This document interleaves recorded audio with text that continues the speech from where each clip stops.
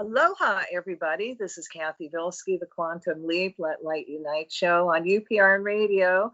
And this is January 10th, 2020. This is the first show of the year. And boy, has this year gotten off to a really incredible start. So I'm really pleased to bring on this really awesome guest, Sara Markis. And tonight we're going to talk about Russia and excuse me, and natural healing. Oh my goodness. But we're also going to work on the fires tonight before we really get into Sara's stuff. And I know everybody, if you don't, you should know that there's really raging fires in Australia, and it's actually the whole continent almost on fire. So we are doing our best to work with the elementals to calm the fires, to bring in rain, to bring in cooler weather. And I am delightful to say that we have brought cooler weather to Australia, and there are more rains coming. There's way less fires. So, you've got to keep up the work. And, I have to tell you this, when you look at the maps, and they'll show you Australia, and it looks like it's like 3 inches. And then you see the United States, and the United States is like 6 inches on the map. Huge, right?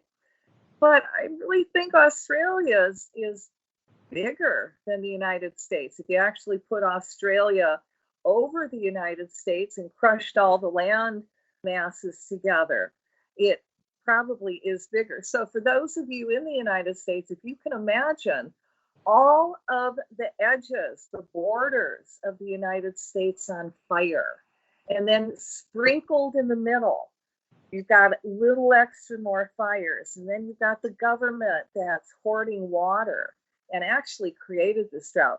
So there's a lot of reasons why this happened, even like the fires in California, where we've had people add to the fires by starting them. And the government's not doing anything to stop them or ordering, I've been told, the firemen and women to hold back on the fires. So, we bring in rain, all that political garbage stops. So this is what we're going to work on. And I really want to introduce Sara before we do that. And, guys, I want you to listen, but go get your crystals, because the energy work, I want our energy work really to be amplified. So hi, Sara, how are you? Hi, Cathy. Very good to be here. And awesome as always to work with you with energy work. Oh, you're so cool. So let me explain to everybody who you are. Now, Sara is a second-generation natural healer with over 27 years experience. And I'm sure you started when you were 1, right? Actually, probably around 35, because till my father was ready to make nutrient formulas. So it's been a while. I know you're been there, done that, doing that, girl. So her father, Dr. Wallach's a natural protocol. Sara is a master gardener, a Reiki Master Practitioner, an Ayurvedic practitioner, and Master Herbalist. Sara's on a quest for over 12 years to create a natural organic community and Herbal School. In her quest as an international moderator for Project Avalon of Project Camelot, she became inspired by a Russian eco group that has, starting as per Vladimir Megre series, Anastasia, Ringing Cedars of Russia, and you'll explain what that all is. Yes. Through some opportune twists, Sara caught up with this eco community and traveled to Russia to visit in person and live and experience the beauty of the eco community, and actually see Russia from a totally different point of view that we don't see her as, because we're just seeing the government. And we know the government doesn't reflect who we are just by Trump being out there, and he certainly doesn't reflect us.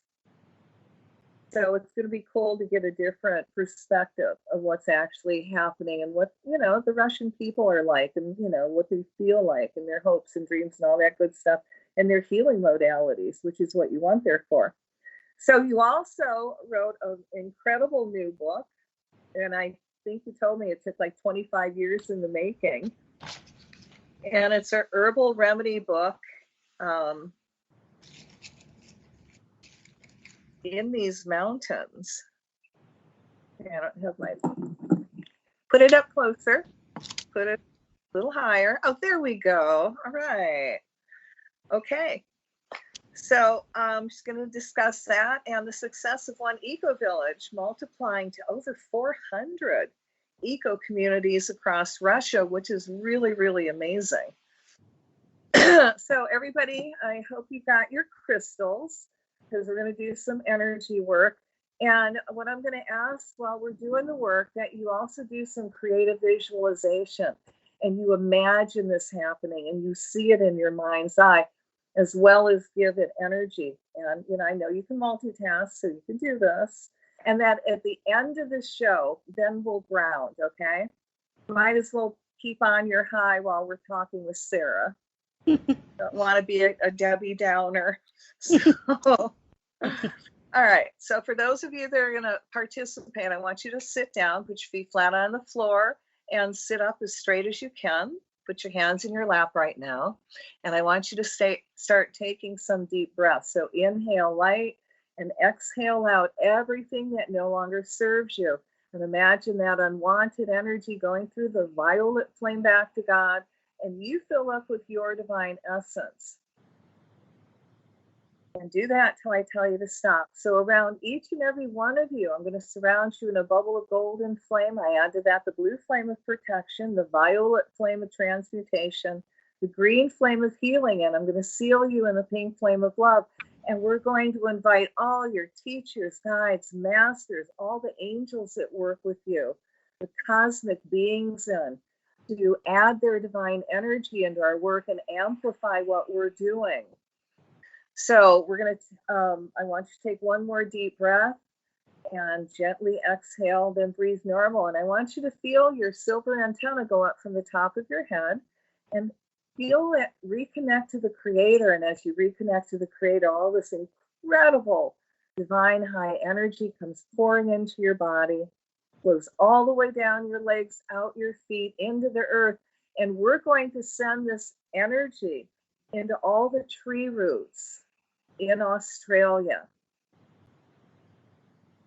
And with this energy, we're going to send to the trees and the roots. See, it's going to be a very oxygenating energy for them. And we're going to give the trees a high, okay?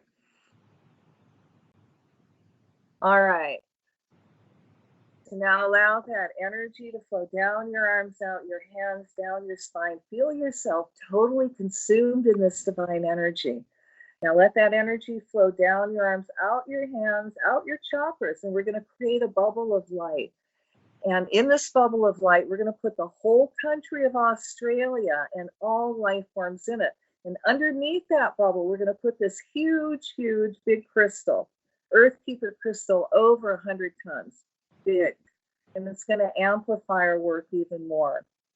So now I want you to do some creative visualization. We've got the whole country of Australia in this bubble. So let there be light in the name of the presence of God, which I am, through the magnetic card, the sacred fire of destiny, I command. Now we're going to call to the southerly winds at the South Pole to blow cold Arctic air up through Australia and see that lowering the temperature. And this is a very gentle wind. Now we're going to cut the ties to all the direct energy weapons or harp energy that's amplifying the fire, freeing that fire from that energy. And we're going to direct energy back at these facilities and see their equipment imploding, causing mass installation, permanent shutdowns. We're also going to cut the ties to any negativity that's feeding this fire, any sadness, any anger, any desire to see it burn. Whatever is energy is feeding that fire, we're going to cut it We're going to violet flame all that energy to transmute it. So only a calming, peaceful energy now will come out of all these beings. Now we're going to call the violet flame through the fire elemental. So it transmutes that energy of the fire. We're going to command the fire elemental now to allow itself to burn out through the violet flame instead of in physical form.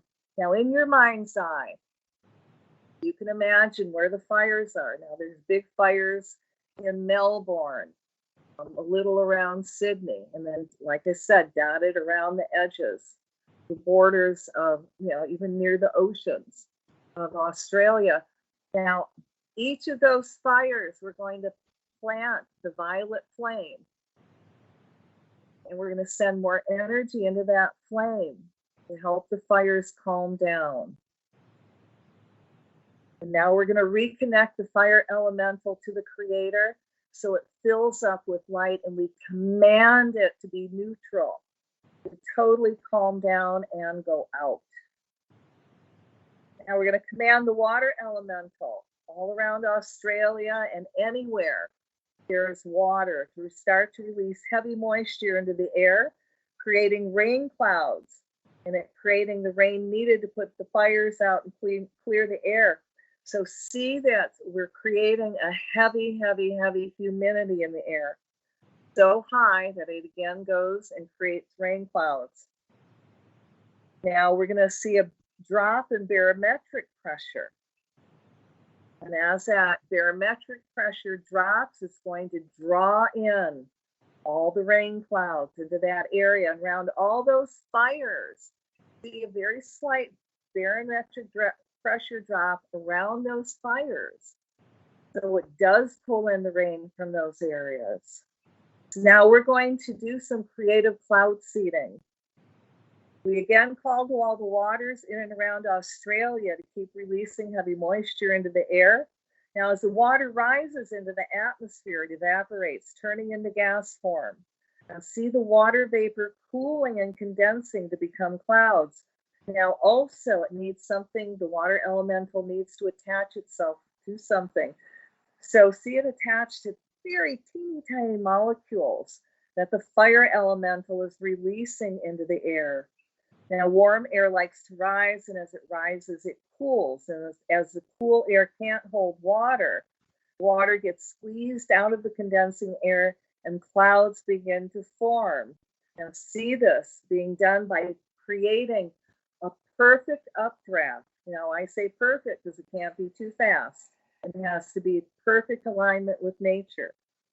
Now, as the water in the clouds builds up, it may fall back to the ground as rain and draw cool air down with it. Now, that's known as a downdraft. And as they work together, that warm updraft and cool downdraft also creates storm cells.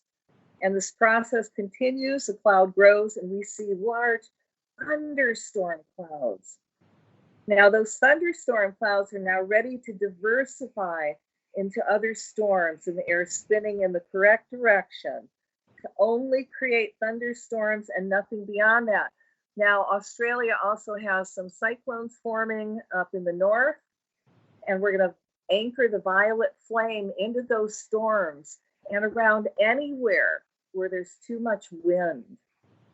And see that energy burning off through the violet flame, and see that storm center, the winds calming down. And let the storm break up, causing many little storms. And we're going to call to the old ancients and spirit to guide those storms and that water to where it's needed. Now let it rain in your mind's eye hard enough where all the aquifers are filled, the streams are running freely, everyone's wells are filled up, and there is no more drought. Now, in your mind's eye, imagine all the CO2 in the air condensing into dry ice in the clouds, thereby also seeding the clouds to rain.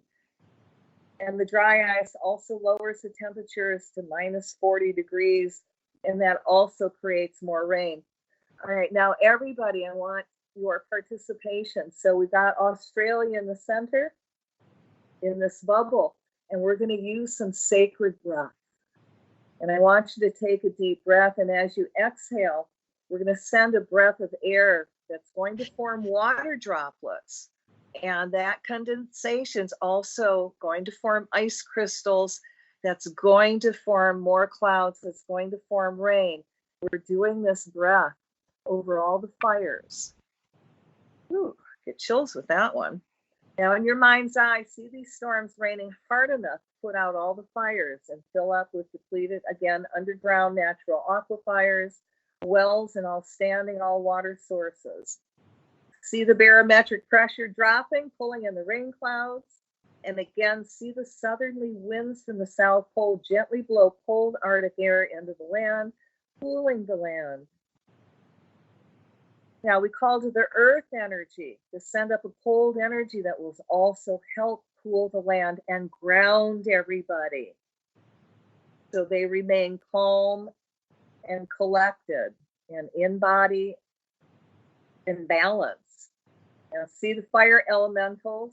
We're going to send energy to the firefighters and send energy to the heart chakra, and from there, anywhere in their bodies they need it, see them recharge and regenerate.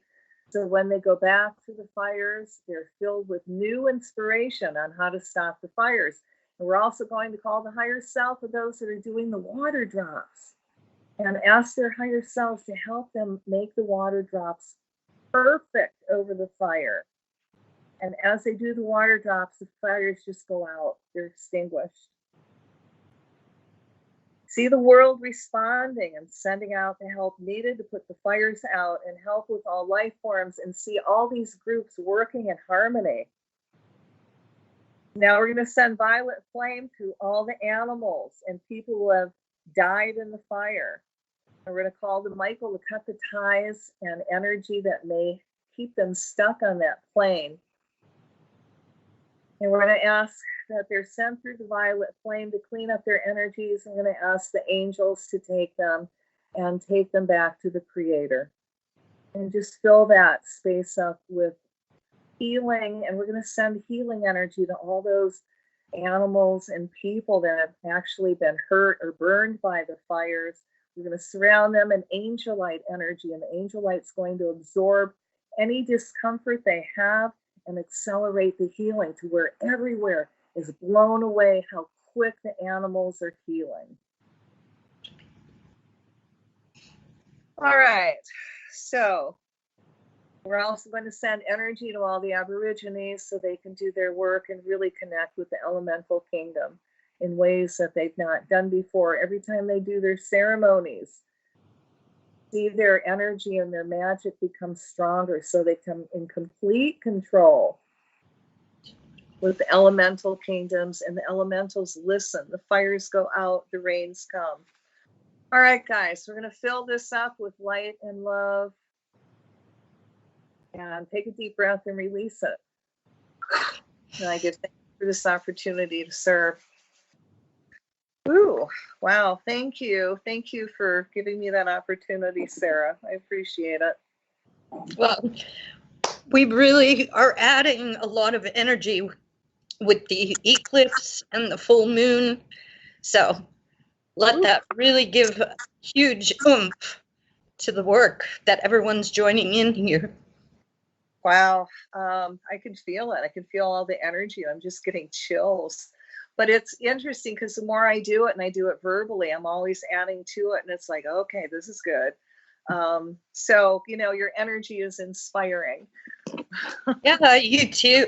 I guess what is amazing, you and I have been doing weather energy work for quite a few years, at least 8 years now.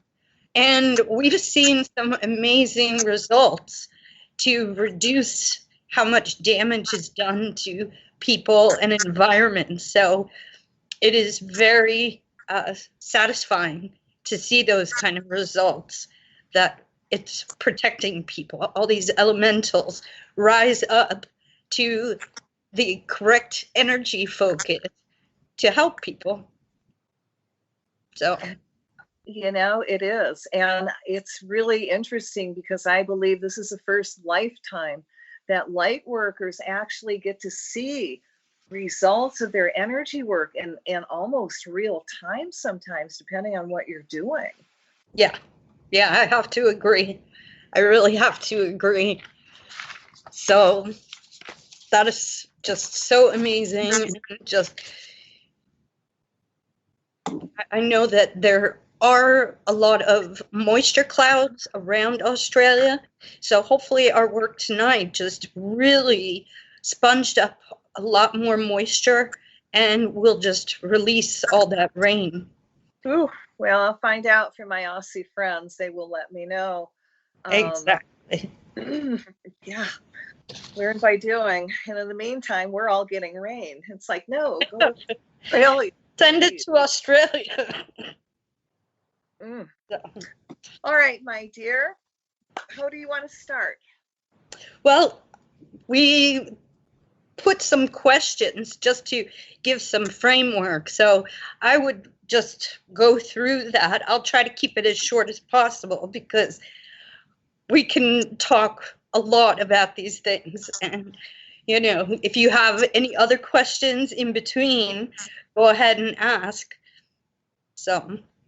And if anybody who's listening actually has any questions, Sara's going to be on again in 2 weeks. So you can ask her any questions and she may answer them if you're lucky. All right. So what is Project Avalon? Okay. Back in 2006, 2007, 2008, there were many groups that were organizing for disclosure. And it was global organizing for disclosure of secret programs, you know, ETs, the ET experiences, what was being hidden in different programs, different governments.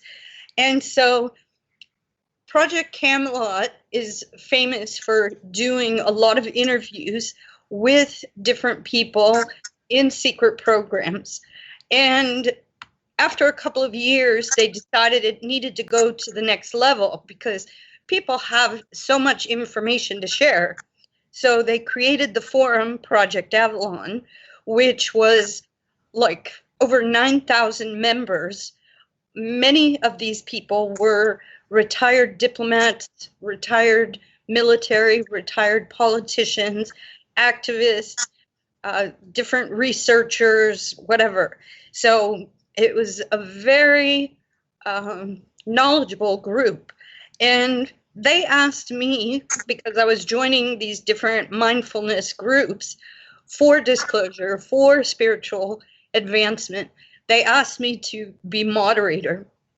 So from 2008 till 2010, I volunteered as moderator. So sometimes it was 2 hours, sometimes it was 18 hours, but it was just amazing. So many hot spots, so much information. And then towards 2010, I think that other countries like Russia, France, Germany, they had released a lot of their secret programs to the public. And at that point, the American US government didn't want to go any further. It did not want to release. And so it started clamping down and suppressing all these people that were working on disclosure. So what I found was a lot of, you know, individual targeting, attacking different activists, different researchers, etc. And we're talking like Dan Winter, David Wilcock, Laura Eisner, you know. So it's just all these groups were heavily suppressed in the United States. And we're pushing back anyway, but we probably could have been so much further along now, spiritually and community-wise, if they hadn't suppressed. and other countries are much, much more successful. Yeah, the home of the free, the land of the free. So what did you find with international disclosures going on? What's some of the high points? Give us the dirt. Well, I would say one of my favorite disclosures was on Apollo 1920, that it was a joint venture with the United States and Russia, but we only really learned about it because the Russian astronauts were allowed to disclose about it. And so there's mission patches about this mixed lunar mission. And what's interesting is that it keeps popping up, the testimonies of the American astronauts and the Russian astronauts. But they have to keep moving because the State Department and probably Homeland Security and a few other agencies are always trying to close it down. But it keeps coming back up and new sites come up or whatever, you know. Other countries have protected servers, so those information, videos, pictures can be preserved. Well, you know what I'm finding, and I've been impressed to do a little bit more studying of Russia and the history, and even just listening to you talk, it's like, well, Russia and France was going to do it, and the United States said no. Okay, the other countries are going to do it, but the United States says no. So, you know, we keep in, it sounds like, you know, we're pretty secretive. We don't want to tell anybody, and it's illusion. It's like everything is kind of flipped upside down. What you see and think to perceive as freedom, whereas, you know, in another place, it's just different. Wow. So I know you also call yourself a master gardener. Is that master herbalist? Same thing, master gardener? No, actually, Master Gardener is with Abraham Lincoln's program that he created after the Civil War for the United States. Each county in the United States has land and building devoted to agriculture issues. Now, of course, certain elements took it over and they really promote toxic ornamentals instead of organic and food crops. But there are a large amount, like when I did my master gardening class, there's usually about 70 to 100 students. My particular class was probably 80 students were interested in organic permaculture. So our series, they had to bring in special permaculture lecturers so that we were able to focus on what we wanted to gain from it. But what this program was set up from Abraham Lincoln after the Civil War, it was to prevent that Americans would ever starve to death. Because during the Civil War, most people were fighting instead of working the crops. So that is one of the most renowned, horribly renowned war that many people succumbed to hunger. And so the Master Gardener program is to prevent that from ever happening, which I find is very interesting, again, because a lot of the farming industry here is heavily suppressed. We only have less than 10% Americans that own their own farms, compared to 100 years ago, it was over 90% owned their own farms. And what is curious to me, I see Russia and China and many third world countries, they're over 70% agriculture, meaning, you know, family farms, family communities, that kind of thing. And so what that really relates to is food sovereignty.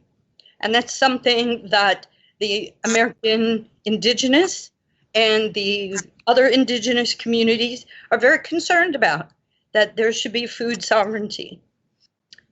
So Master Gardener is to protect food sovereignty, and the herbalist, Master Herbalist, is that you know the healing qualities of different herbs to use towards relieving symptoms and healing people with them.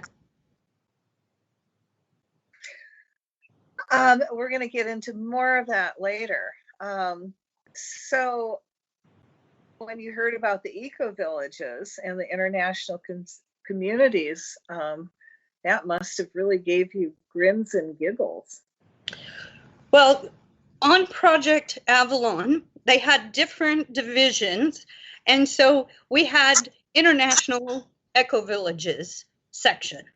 And I always was interested in that because that meant growing your own food, growing your own herbals, whatever.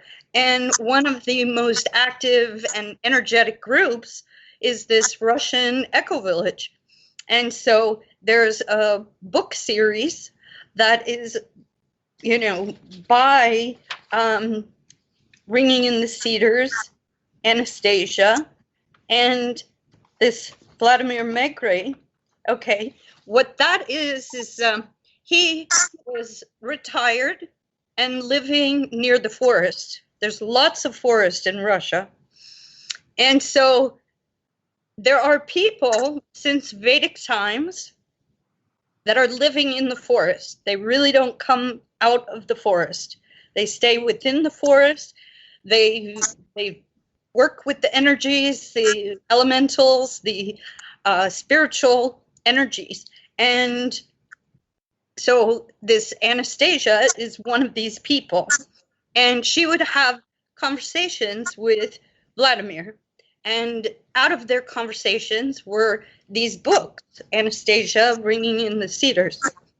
And she just talks so much about the energy that's within all living things and how to use it for healing, how to interact with your personal energy into growing your own foods and your own herbals.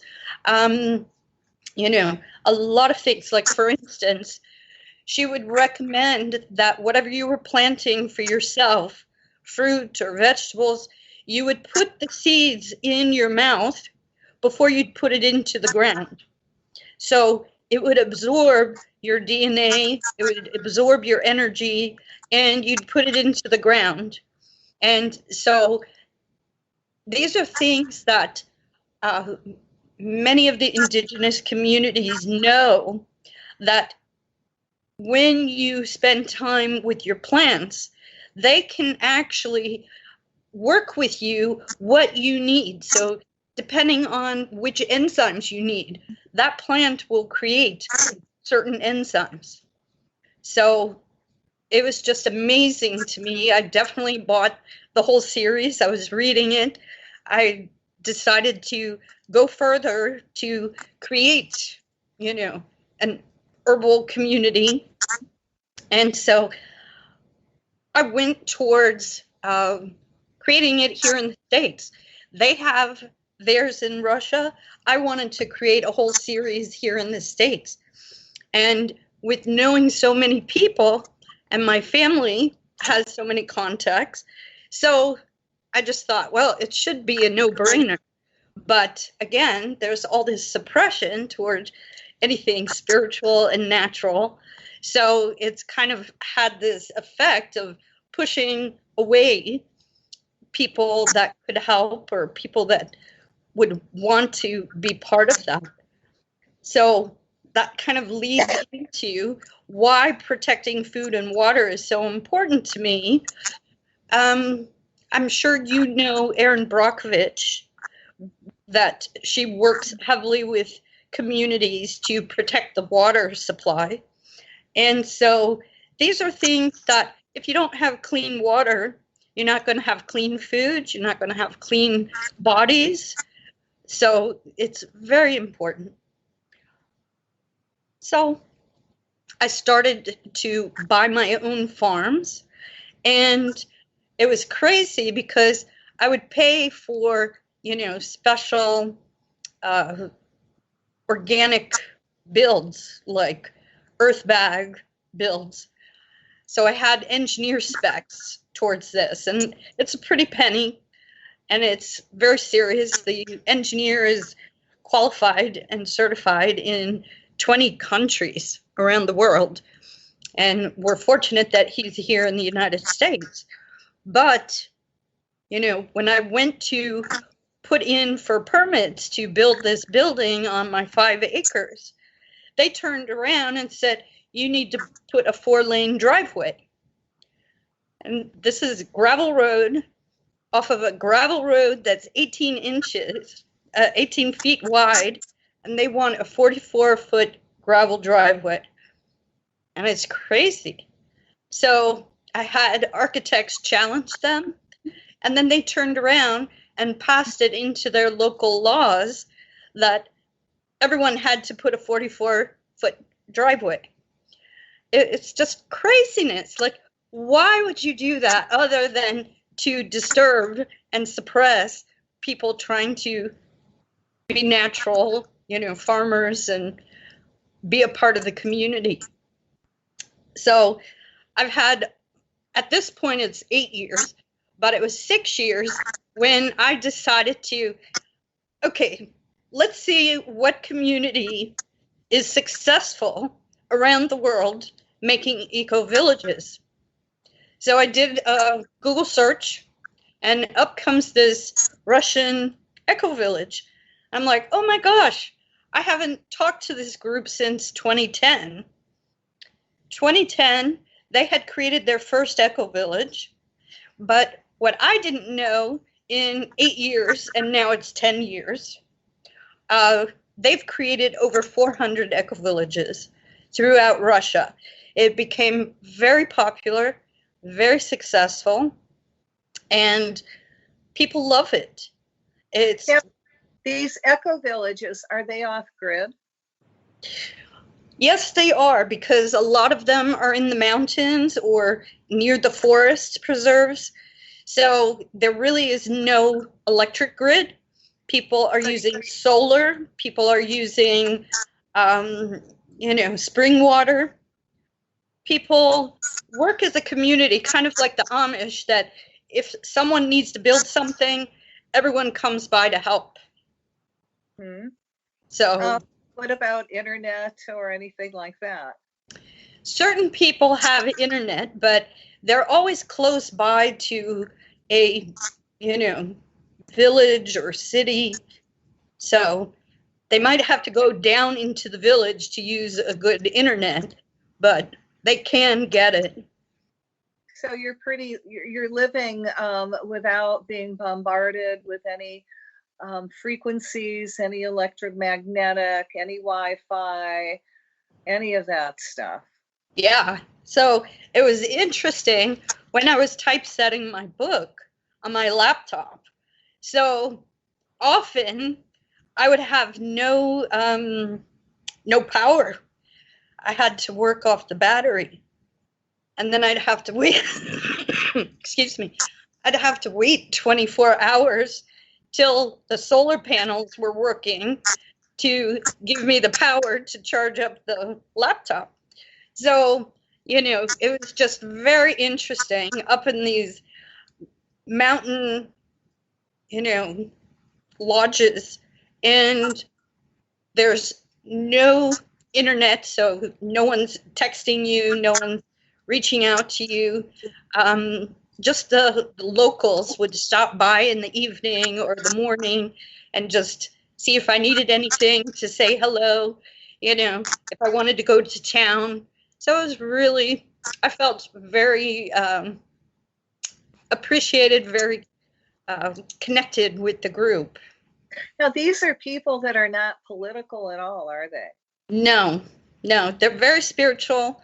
The Russian Vedic history is very rich. And so this Anastasia bringing in the Cedars brings a lot of this Vedic Russian history. And that is close to 10,000 years of history. Now, of course, through the different governments and issues, a lot of this was heavily suppressed. And it's only, I would say, in the last 10, 20 years that certain elements of this Vedic Russian history is coming to the forefront, which is why they have these dolmen tours. These megalithic dolmens are these huge calcium calcite. So it's like huge crystals, and it's huge slabs of megalithic rock up in the mountains. And we're talking like over 4,000 of these. And it's known amongst their history that in written Russian history, it's over 4,000 years old. Of course, it's older, but it's known for over 4,000 years. And what scientists have seen is that there is no rock like this on these mountains.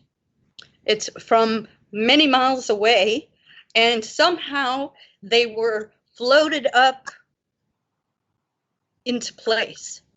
And these rocks are interlocked. They have grooves, and we're talking like 2 to 4 to 6,000 pounds of rock. Okay. And a lot of them have like a round hole. And basically what you as in energy work is it's like a huge crystal. So people come from all over to these dolmens to pray for health, to pray for, Australia, pray for different groups of people that need help, family, friends, whatever. And so this is very much a part of the Vedic Russian history. Wow. Wow, wow, wow. Now, when I decided to go, so on their website, it talks about dolmen tours and festivals. They have about 4 festivals per year. And me being an avid traveler and a zoo vet's daughter, I decided to go in the fall festivities because it's a little bit cooler, a little bit drier.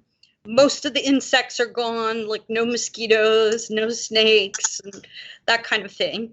And so, both of the festivals that I went to are just amazing. Later, if you put in the description, there's those video clips of Russian traditional folk dancing, traditional music. What I found really interesting is the average person, besides doing the farm work, almost everybody had something to do with music or art or singing or, something of the arts. It was just very impressive to me that every single person was creative and the community showcased each of them during the festivals. Oh, wow. So that's so opposite of what we have in the United States, where they don't want kids to have art and music and all that wonderful right brain creativity stuff. Exactly. People to think for themselves. Exactly. And so, I was just so impressed with, this connectivity on a spiritual level, on an elemental level, on a creative level, and everything was natural. I would say 80% of the community is vegan. They don't eat any meat, maybe cheeses, maybe eggs. There is like 20% that will eat meat. So it's not like they'll crucify you if you eat meat, but, it's like very cohesive community. And of course, if you do eat meat, you're not going to serve meat if you invite vegans, you're going to serve vegan. What I also was very impressed with is even amongst the villagers who are not Vedic spiritualists, but they're the average Russian. Most of these families have their own honey box. They have their own bee community.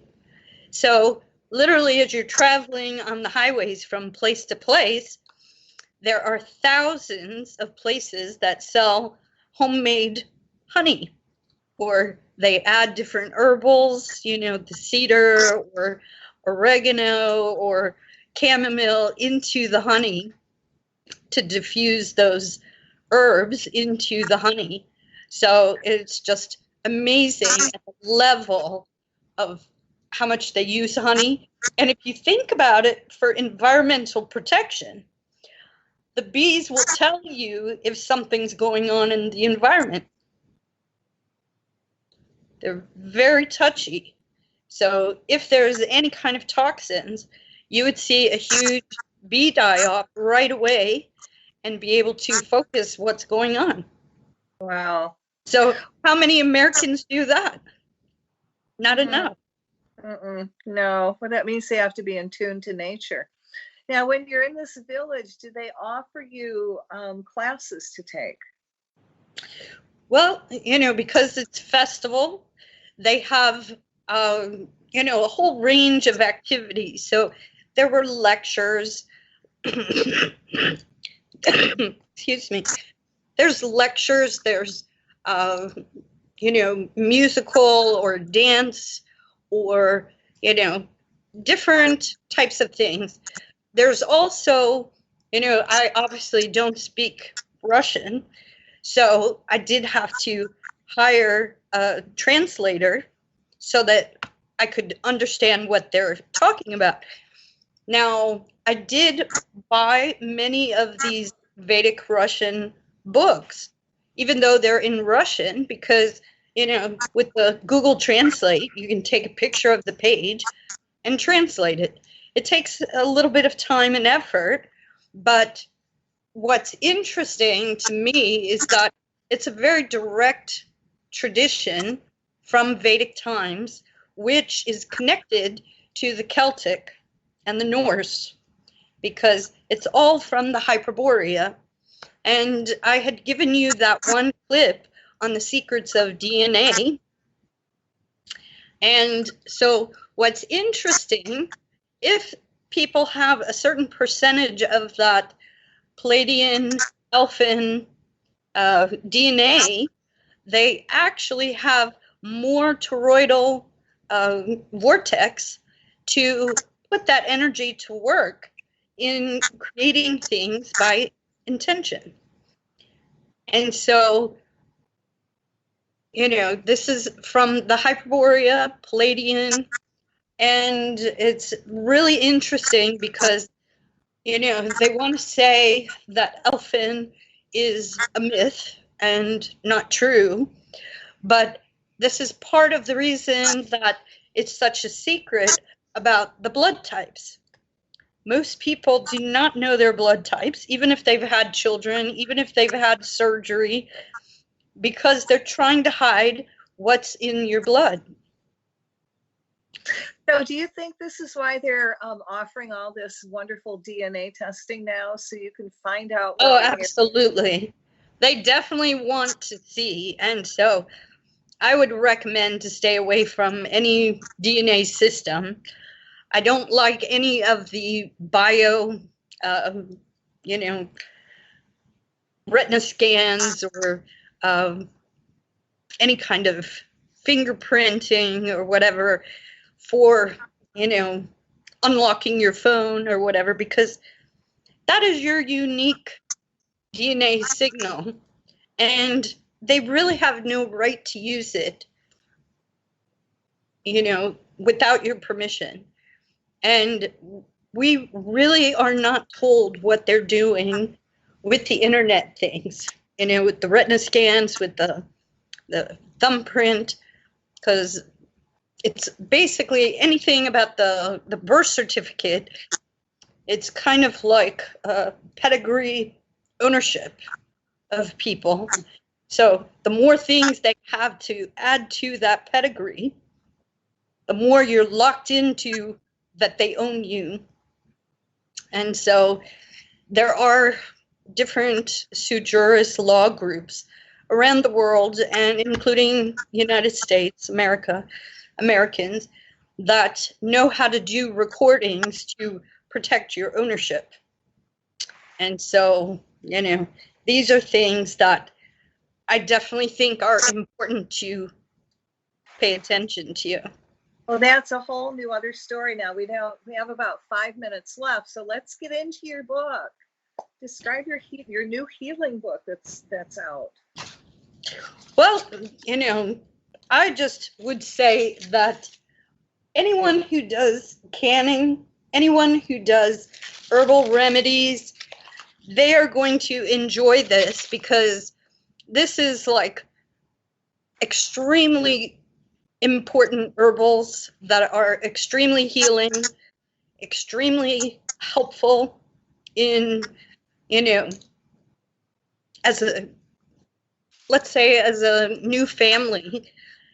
You can't always call your mother at 2 a.m, but this book will have information, how to take care of your baby, how to take care of your child, teen, whatever, on different healing issues. Of course, this book is just, daily bumps and thumps. It's not major, major trauma or major disease, but this is what most people have to deal with when they're raising a family or day to day on their farms or their houses or whatever, and it just has super good information that is kind of a culmination of growing up with my father and my mother in the country, in all kinds of zoological gardens, things that we see have worked, I've used on my own kids, or my brother and sister have used on their kids. And these are things that most people probably have never heard of or tried. Can you read through a couple, just what are the chapter titles? Okay, so we're doing a teaser, because it's coming back on in a couple weeks. Yes, so the chapters are first aid, energy, like, strength and immunity, beauty, healing therapies, country recipes, pregnancy, bridal, house cleaning, garden, pets, and it just goes through, very useful, easy information, but it's using certain herbals that are extremely powerful for healing. And easy to get? Yes. Or grow ourselves? Yes. Just off the top of your head, what would you say would be the five most herbs that people should have in their garden for healing? What would you call top 5? My favorite herbs are calendula, chamomile, broadleaf plantain, dandelion, and could be anything. Hey, it's the last one. Okay. Well, let's go to dandelion really quick. Dandelions are everywhere. Yeah, and what's amazing is they're very healing for the liver. They're very healing for the body to reverse toxicity. And so, there's different ways to use it. But my preferred use of all of these herbs is powdered. So, get it organically, get it in powdered form. If you can't get it in powdered form, at least get it organic and then make powder out of it.